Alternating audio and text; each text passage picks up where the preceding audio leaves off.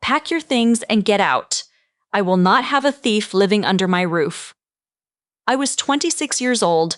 I had just buried my mother 3 weeks earlier, and my brother was standing in the doorway of the bedroom I grew up in, pointing at the front door like I was a stranger who had wandered in off the street. I didn't move right away. I think part of me was waiting for him to laugh, to say he was joking, to do anything that would make the moment make sense. But he didn't laugh. He crossed his arms and waited, and the look on his face was one I had never seen from him before. Not anger exactly, more like satisfaction. Like he had been waiting a long time to say those words and was finally getting his chance. "I don't know what you're talking about," I said. My voice came out smaller than I wanted it to. "The joint account," he said, "Mom's account. You withdrew $4,000 2 days before she died. You want to explain that?" I did withdraw money from that account. I withdrew it because my mother asked me to. She called me from the hospital 3 days before she passed, and she told me she needed cash to pay a woman named, well, it doesn't matter what she was called. She was a woman from our church who had been helping with errands and sitting with Mom during the nights I couldn't be there.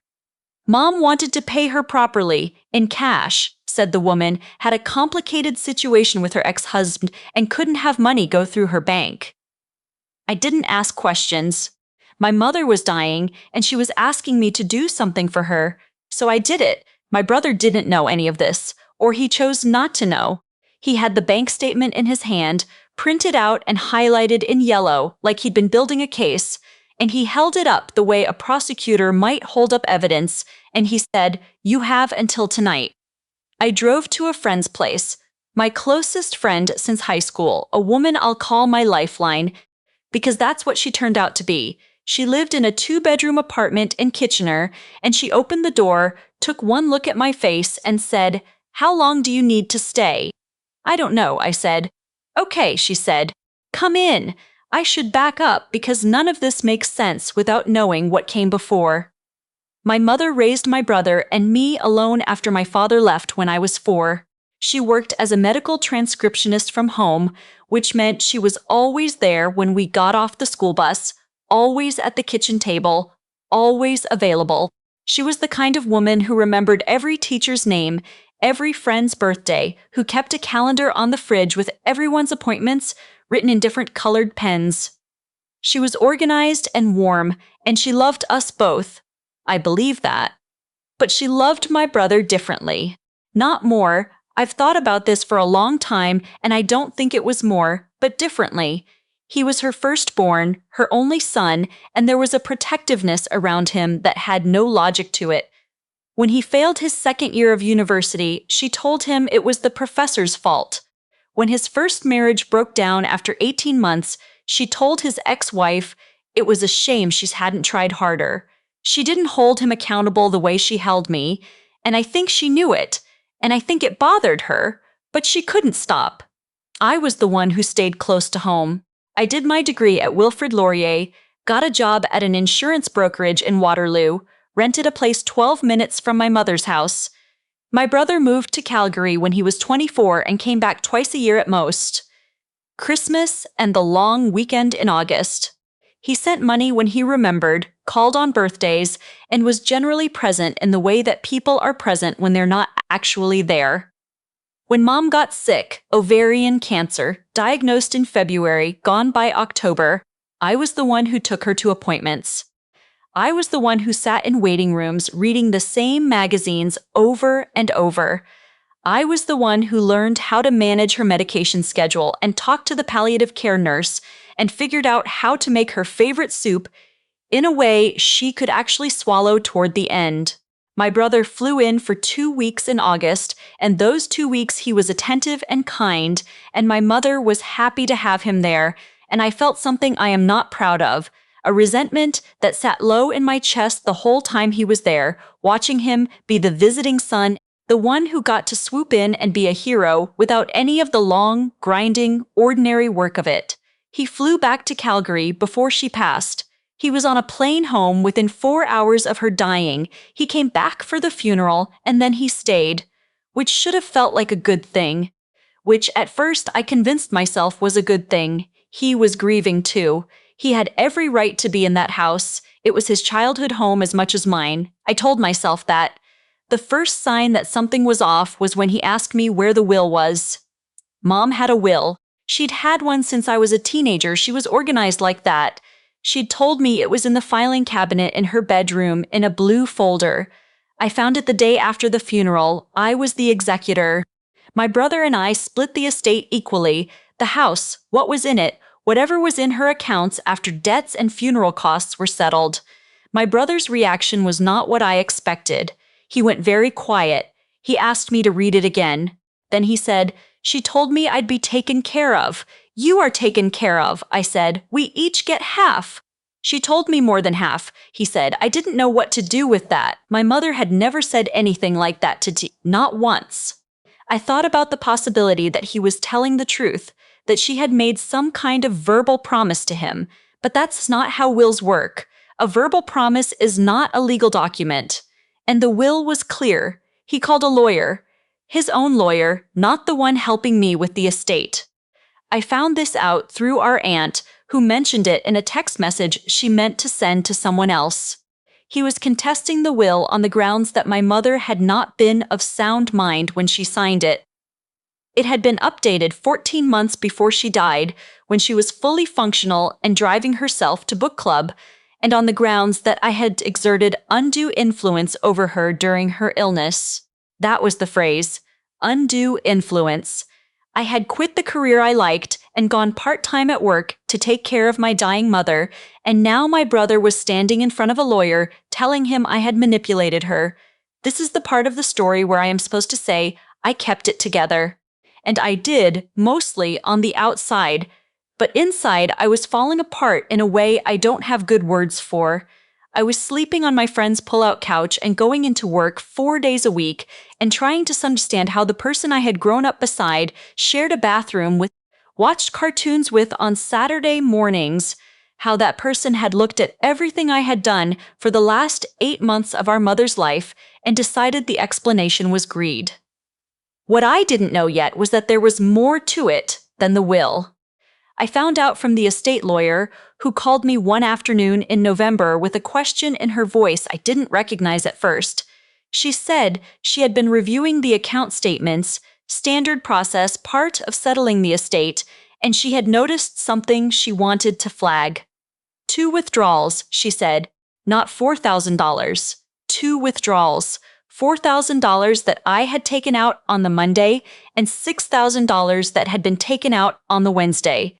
3 days after I'd made my withdrawal. 2 days before my mother died. I hadn't made the Wednesday withdrawal. I told the lawyer this. She asked if I had any documentation for the Monday withdrawal, a receipt, a text, anything. I thought about it, and then I remembered that my mother had texted me from the hospital, asking me to take out the cash. I still had the text. I sent it to the lawyer. She was quiet for a moment. Then she said, "I'll be in touch." I sat in my car in the parking lot of a Tim Hortons for a long time after that call. The Wednesday withdrawal.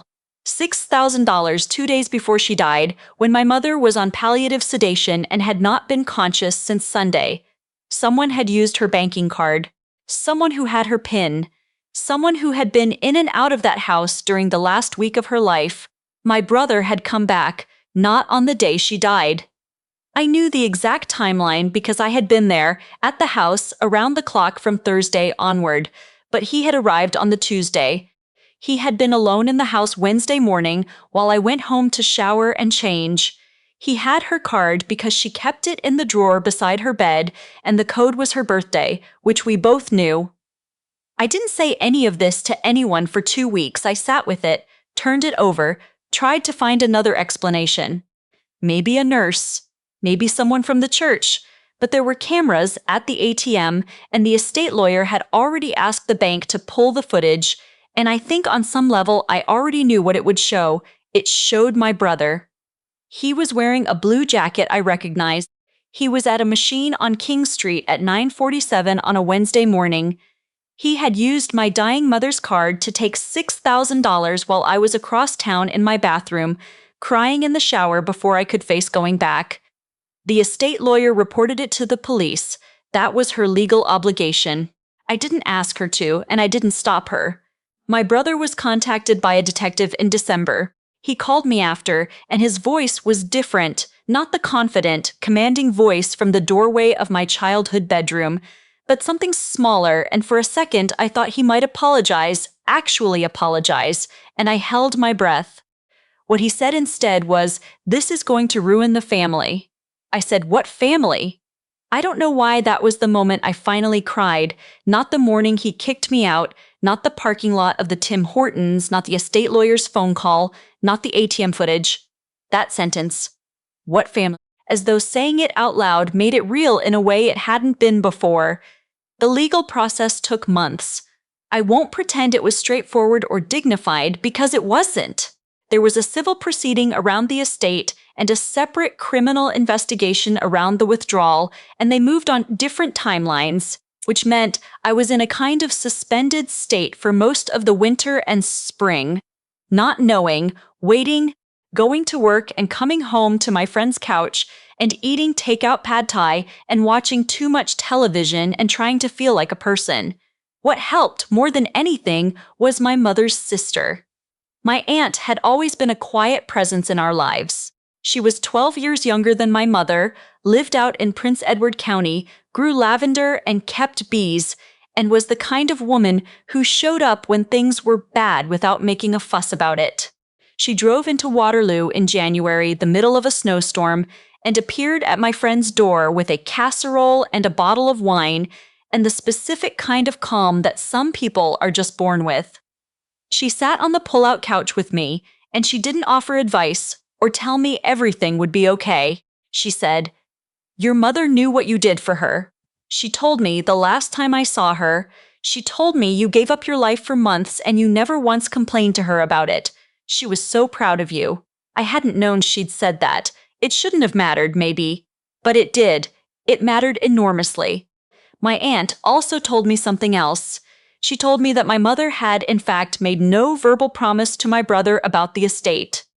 She had spoken to my aunt about the will, about wanting to split things equally, about feeling guilty that my brother had moved away, about hoping that what she left behind wouldn't divide us.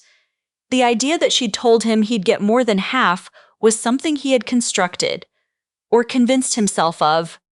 I'm not entirely sure which, and I'm not sure it makes a difference. The criminal matter was resolved with a guilty plea in April. The charge was fraud under $5,000. The prosecutor explained to me that because the account was technically a joint account, the threshold for the specific charge was complicated, and I won't pretend I fully understood the legal reasoning. But there was a record, and there was restitution, and the $6,000 was repaid to the estate, which meant it was split between us as per the will, which felt like a particular kind of irony. The will contest was dropped. My brother sent me an email in May. It was 3 paragraphs long. He said he was sorry for what he'd done. He said grief had made him irrational. He said he hoped I could understand that he hadn't meant it personally, as though the thing that hurt was the $6,000, and not the moment he stood in our dead mother's house and called me a thief and pointed at the door. I read the email twice, and then I closed it and I didn't respond. Not because I'm not capable of forgiveness. I think I will forgive him someday, in the quiet internal way that has nothing to do with the other person, but because I don't think forgiveness requires proximity. I don't think it requires me to pretend that what he did was the kind of thing you get to email your way out of in 3 paragraphs. I found an apartment in Guelph that spring. I moved into it on a Saturday in April, 2 days after the plea, with my friend's help and my aunt's truck and more boxes than I thought I owned. It was the first place I had ever rented entirely on my own, no roommates, no family, just me. The first night, I sat on the floor because the couch hadn't been moved in yet, and I ate a sandwich, and I listened to the way the building sounded, the pipes, the upstairs neighbor's footsteps, the traffic on the street below. Strange sounds that belonged to a life that was entirely mine. My mother's half of the estate, once everything was settled, came to a little over $40,000 after legal fees and debts. I put most of it in a GIC. I kept a small portion in a savings account. I took 1 week off work and drove out to Prince Edward County and stayed with my aunt and walked along the water in the evenings and let myself be quiet in a way I hadn't been in a long time. I don't talk about my brother to most people. It's not a story I enjoy telling, not because it shames me, but because it's heavy. And I'm tired of carrying it into rooms, but I'm telling it now because I think there's something in it that's worth saying out loud. The hardest part of what happened wasn't being called a thief by someone who knew me. It wasn't the couch, or the waiting, or the legal process, or any of it. The hardest part was realizing that grief doesn't make people into someone else. It just shows you who they already were. My mother spent her whole life protecting him from consequences. She did it out of love, I truly believe that. But love that protects someone from reality isn't really doing them any favors, and somewhere in those months of waiting rooms and medication schedules and the long quiet work of helping someone die well, I think I understood that about her for the first time. She was proud of me. She told my aunt. She told her I never complained. I didn't need her to say it to me, but I'm glad she said it to someone. That's enough for me. It has to be.